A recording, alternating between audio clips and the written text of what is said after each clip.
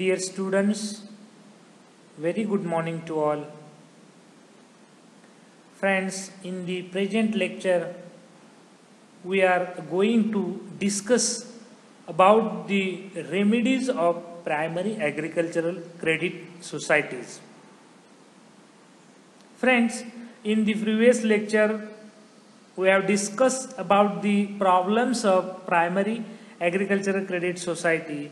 So, in this lecture, we are going to discuss about the remedies of primary agricultural credit societies. Friends, या अगोदरच्या लेक्चरला आपण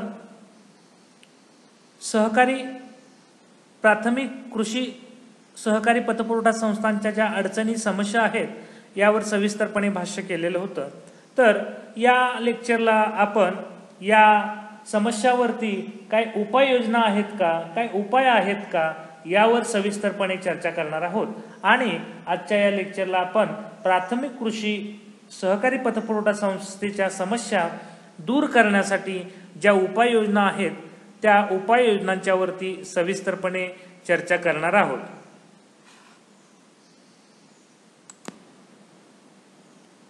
Friends, this lecture is divided into mainly three parts. First is the introduction, second is the remedies of primary agricultural credit societies, and third is the conclusion. So friends, in the present lecture we have covered overall remedies of primary agricultural credit societies. मित्रांनो, आजचं जे हे lecture आहे ते प्रामुख्याने 3 विभागामध्ये विभागलेलं आहे. तर पहिल्या विभागामध्ये प्रास्ताविक प्रस्तावना हे पाहणार आहोत. तर दुसऱ्या विभागामध्ये आपण प्राथमिक कृषी सहकारी पतपुरवठा संस्थांच्या समस्या ज्या आहेत त्या दूर करण्यासाठी काही उपाययोजना आहेत त्या उपाययोजनांच्या वरती सविस्तरपणे चर्चा करणार आहोत. आणि तिसरा जो भाग आहे तो भाग म्हणजे या लेक्चरचा पूर्ण सारांश रूपातनं चर्चा आपण शेवटच्या भागामध्ये करणार आहोत.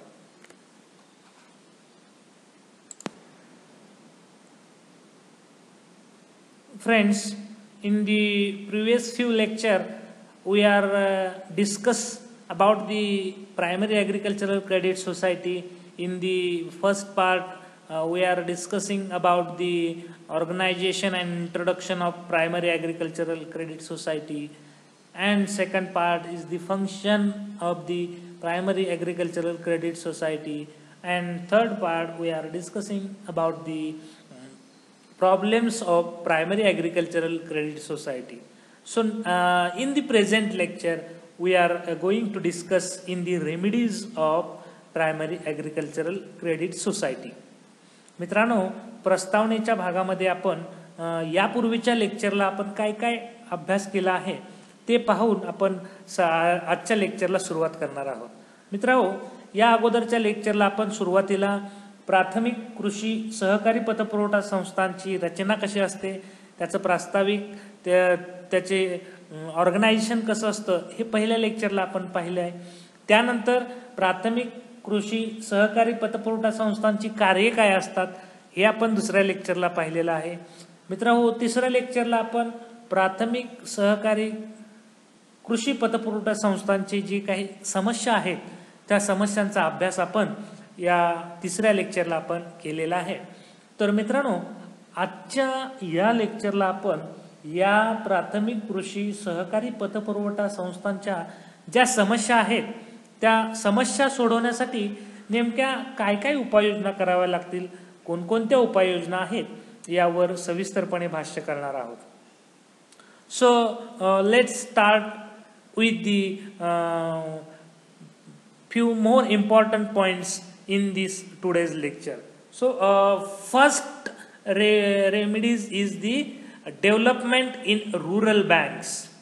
Friends, if societies develop beyond the minimum standards and develops into rural banks accepting for the types of deposit, extending the banking service, offering the credit facilities, including non-cultural. You can also then the credit structure would become a sound one. This will be definitely make societies economically strong. Friends, आपल्याला जर ग्रामीण भागामध्ये सहकारी पतपुरवठा संस्थांच्या मध्ये जर प्रामुख्याने जी समस्या जाणवते ती म्हणजे ग्रामीण भागातील बँकांचा अजूनही विकास झालेला नाही, तर सहकारी संस्थांनी सुद्धा ग्रामीण भागामध्ये प्रामुख्याने काम करणं अत्यंत गरजेचं आहे. सहकारी संस्थांनी फक्त सक्षम होण्यासाठी प्रयत्न करावेत, तसेच या सहकारी संस्थांनी ग्रामीण बँका म्हणून कार्य करण्याची गरज आहे. यामध्ये निधीची कमतरता ही एक महत्त्वाची समस्या आपल्याला जाणवत आहे, परंतु ही समस्या दूर करण्यासाठी ग्रामीण भागातील सहकारी पतपुरवठा संस्थांना आर्थिकदृष्ट्या सक्षम झाल्याशिवाय आपला जो निष्क्रियता आहे ती कमी होणार नाही. यासाठी आपल्याला ग्रामीण भागातील बँकांचा विकास करणं अत्यंत गरजेचं आहे.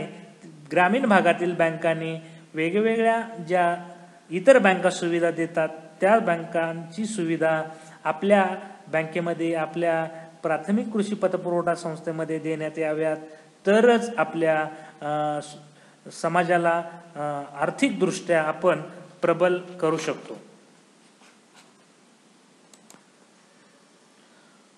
Friends, next remedy is the relaxation of areas and populations.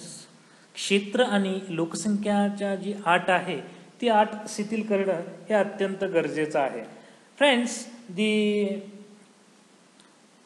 condition regarding the geographical area and the population should be relaxed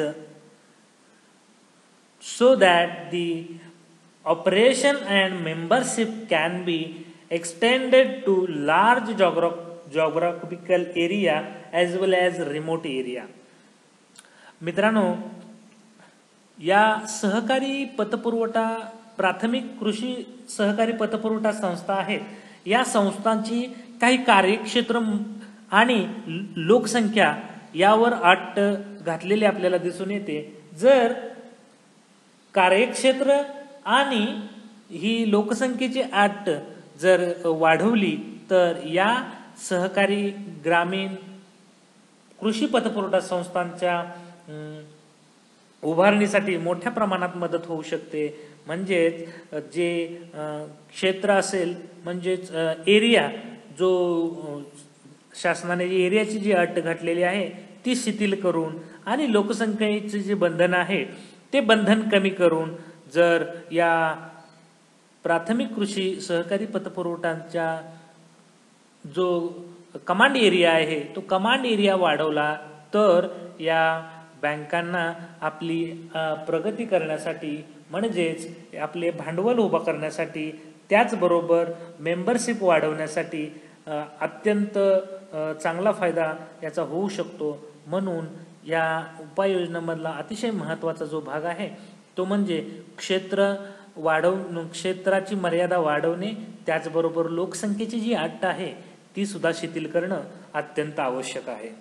friends, the third remedies is the deposit mobilization. Friends, the PACs should focus on mobilization of deposit not only from the members but also the non-members. However, it is observed that the PAC have failed in gaining confidence of the people. The members as well as non-members make use the society for the taking loans. Serious efforts should be done to the changing this. मित्रांनो, या सहकारी पतपुरवठा ज्या प्राथमिक कृषी सहकारी पतपुरवठा संस्था आहेत या प्राथमिक सहकारी पतपुरवठा संस्थांनी ठेवी स्वीकारण्यावर सुद्धा भर देणं अत्यंत गरजेचं आहे. कारण जेवढ्या प्रमाणात आपल्या ठेवींची जी मर्यादा आहे ती मर्यादा वाढवता येईल, ठेवींचे संकलन जेवढं वाढवता येईल तेवढ्याच प्रमाणात आपल्याला या सभासदांना लोन देण्यासाठी भांडवल उपलब्ध होईल. यामध्ये एक अट अशी घातलेली आहे की ठेवी स्वीकारण्याचं काम फक्त सभासदांच्याच ठेवी स्वीकारायचं असं न करता बिगर सभासदांच्या सुद्धा ठेवी या प्राथमिक कृषी सहकारी पतपुरवठा ज्या बँका आहेत त्यांनी स्वीकाराव्यात. म्हणजेच आपल्याकडले जे भांडवल आहे त्या भांडवलामध्ये वाढ होईल आणि जेणेकरून ते भांडवल आपल्याला ग्रामीण भागातील जे कृषी पतपुरवठा संस्थेचे सभासद आहेत त्यांना आर्थिक मदत करण्यासाठी मदत होईल. आजही आपल्याला असं वाटतंय की ज्या ग्रामीण भागातील प्राथमिक कृषी पतपुरवठा संस्था आहेत या लोकांच्या मनामध्ये अवेअरनेस निर्माण करण्यासाठी कुठेतरी कमी पडत आहेत आणि ते लोकांच्या ग्रामीण भागातील लोकांच्या मनामध्ये विश्वास संपादन करायचा असेल तर या प्राथमिक कृषी पतपुरवठा संस्था ज्या आहेत यातील जे काम करणारे लोक आहेत त्यांनी त्यावर सिरियसपणे काम करून त्यांचा सभासदांचा ग्रामीण भागातील लोकांचा आत्मविश्वास कसा वाढेल यावर भर देणं अत्यंत गरजेचं आहे. Friends, the next remedies is the rising owners funds. Friends, no organization can be developed without sufficient capital. The credit societies are required to raise more share capital by increasing membership and create more amount of the reserve fund. Accepting compulsory deposit from the members and borrowers may also important source of raising fund. मित्रांनो, ग्रामीण भागातील या प्राथमिक कृषी पतपुरवठा संस्थांना जर मोठ्या प्रमाणात प्रगती करायची असेल तर कोणतीही ग्रामीण भागातील कृषी आर्थिक पतपुरवठा करणारी संस्था ही पैशा भांडवलाशिवाय कोणत्याही ग्रामीण भागातील संस्थेचा विकास होणं अशक्य आहे. त्यामध्ये ग्रामीण भागातील लोकांच्या मध्ये अवेअरनेस तयार करून सहकारी संस्थांनी आपली क्रयशक्ती वाढवणे, त्याचबरोबर भाग भांडवल असेल, आपला राखीव निधी असेल यामध्ये वाढ करणे अत्यंत गरजेचं आहे. त्याचबरोबर सभासदांच्याकडून सुद्धा मोठ्या प्रमाणात ठेवी स्वीकारून सभासदांना सेव्हिंग करण्यासाठी प्रोत्साहित करून त्यांच्यामध्ये जनजागृती करून ठेवी स्वीकारणे, भागभांडवलामध्ये वाढ करणे, त्यांच्या वेगवेगळा जो आपला राखीव निधी आहे या निधीमध्ये वाढ करणे हे अत्यंत गरजेचं आहे. तरच या ग्रामीण भागातील ज्या प्राथमिक सहकारी कृषी पतपुरवठा संस्था आहेत यांचा विकास आपल्याला नक्की करता येईल. So the next remedies is the linking credit with the marketing. This is the very important functions, friends. The problems of recovery of loan is one of the serious problem faced by banks. Linking of credit with marketing is always beneficial to sort out this problem. The facts can take help and cooperation from the cooperatives marketing societies. मित्रांनो, प्राथमिक कृषी सहकारी पतपुरवठा संस्थेतील ही अत्यंत महत्त्वाची अडचण आपल्याला मानली जाते ती म्हणजे दिलेल्या कर्जाची वसुली वेळेवर होत नाही. त्यासाठी कर्ज वेळेवर आणि कर्जाची पूर्ण वसुली व्हायची असेल तर शेतकऱ्यांच्या शेतमालाच्या विक्री जी आहे त्या विक्रीची आणि कर्जाची सांगड घालणं अत्यंत गरजेचं आहे. वेळेवर वसुली होण्यासाठी खरेदी विक्री संस्थांचे कार्य सुद्धा या प्राथमिक कृषी सहकारी पतपुरवठा संस्थांनी केलं पाहिजे, तरच शेतमालाच्या विक्रीतून कर्जाची वसुली करण्याचा या पद्धतीला अत्यंत महत्त्व आहे. त्यामुळे थकबाकीचे प्रमाण कमी होऊन शेतकऱ्यांना दरवर्षी वाढत्या प्रमाणात कर्ज मिळेल आणि जर कर्ज मिळेल तर त्यांना अतिशय मोठ्या प्रमाणात त्यांच्या उत्पादनासाठी मदत होईल आणि या उत्पादनासाठी या पतपुरवठा संस्थांनी खरेदी विक्री संघाशी त्यांचं संगनमत करून त्यांना विक्री विपणन व्यवस्था निर्माण करून देणं अत्यंत गरजेचं आहे. तरच ही प्राथमिक कृषी सहकारी पतपुरवठा संस्था यांना मदत होईल.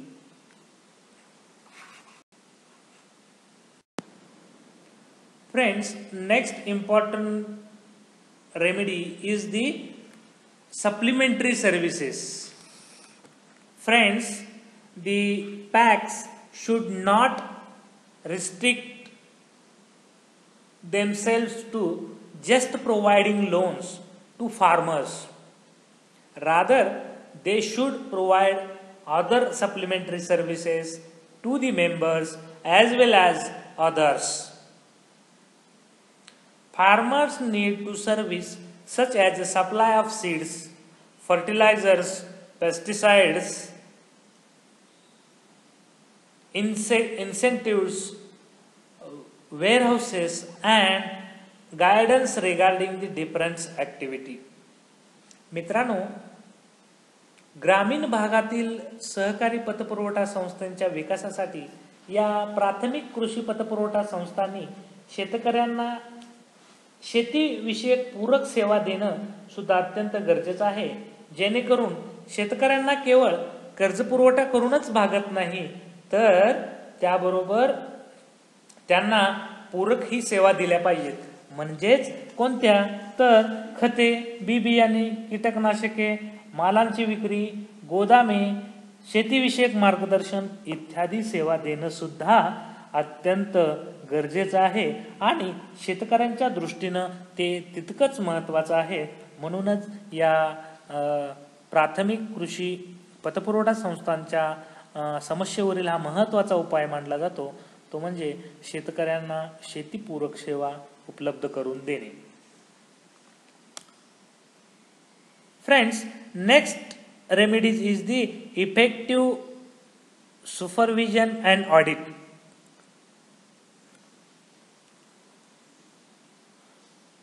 Friends, this is the very important very important remedies in the primary agricultural credit societies. So friends, the mismanagement is the one of the basic problem of our cooperative societies. For efficient working of the cooperative society, effective supervision, inspection and audit is the necessary. Efficient management also necessary conditions. मित्रांनो, या सहकारी पतपुरवठा संस्था आहेत, या कृषी प्राथमिक सहकारी पतपुरवठा संस्थांच्या बाबतीत परिणामकारक किंवा प्रभावी देखरेख आणि लेखापरीक्षण अत्यंत महत्त्वाचं आहे. याचं महत्त्वाचं कारण म्हणजे सहकारी संस्थांच्या अकार्यक्षम कारभारासाठी व त्यांच्या कार्यावर प्रभावी देखरेख किंवा नियंत्रण ठेवणं अत्यंत आवश्यक आहे. त्याचे हिशोब प्रशिक्षित अशा हिशोब तपासनिकाकडून तपासून घेतले पाहिजेत की जेणेकरून यामध्ये कोणत्याही प्रकारचा गैरव्यवहार होणार नाही आणि त्यामध्ये कोणत्याही प्रकारचा लॅकुना राहणार नाही. म्हणजेच प्रभावीपणे देखरेख करून त्याचं चांगल्या ऑडिटर्सकडून ऑडिट करून घेऊन या सहकारी संस्थांच्या प्रगतीला हातभार लावणे हे अत्यंत महत्त्वाचं आहे.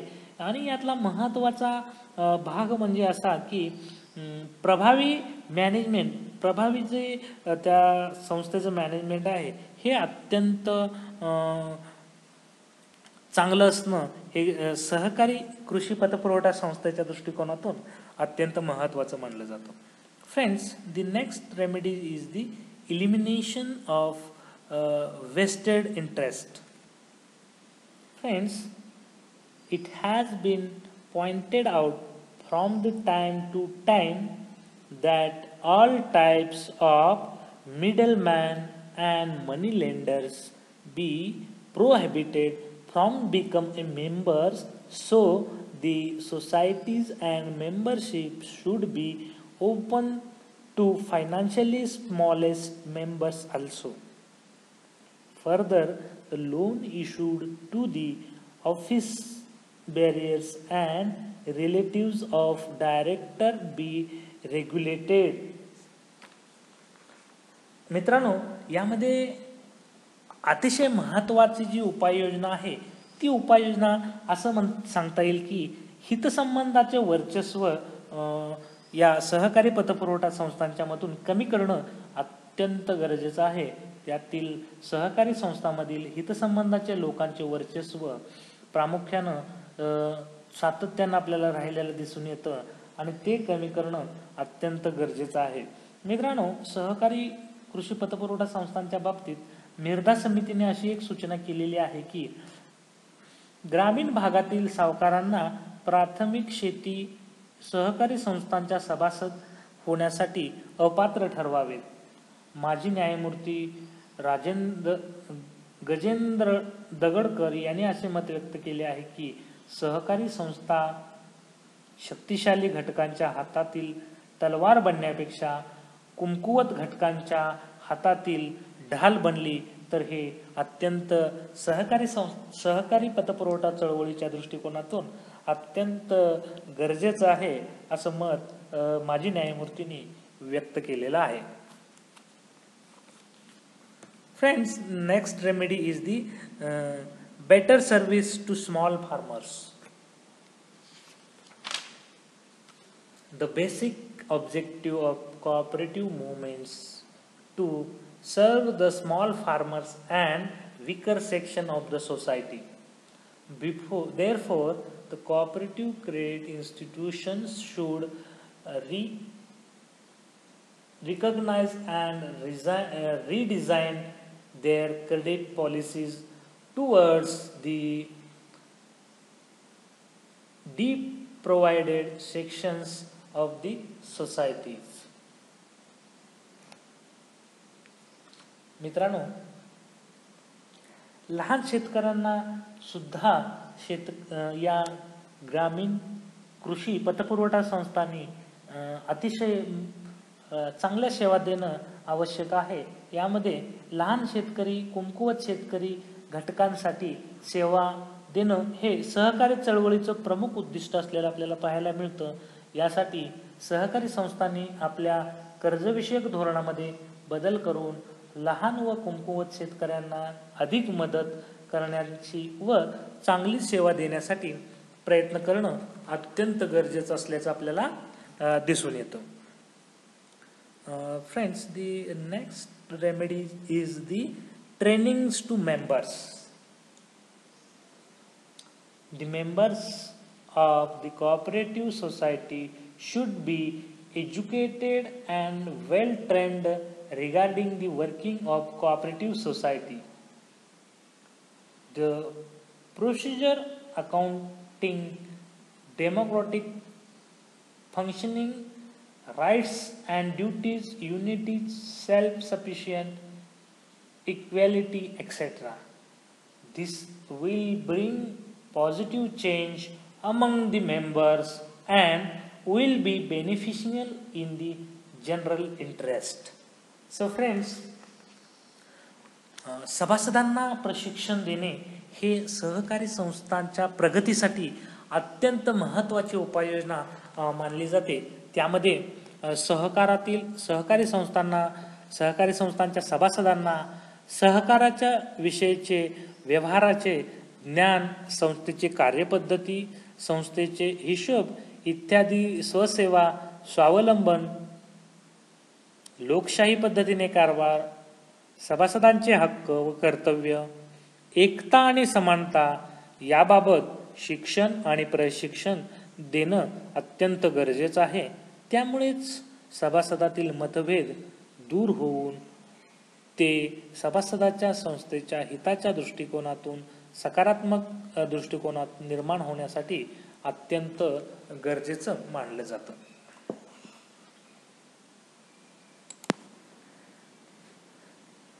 Friends, in the part of conclusion in this present lecture, today's lecture, so friends, in this overall lecture, we are going to in detail discussion about the remedies to problems faced by PACS.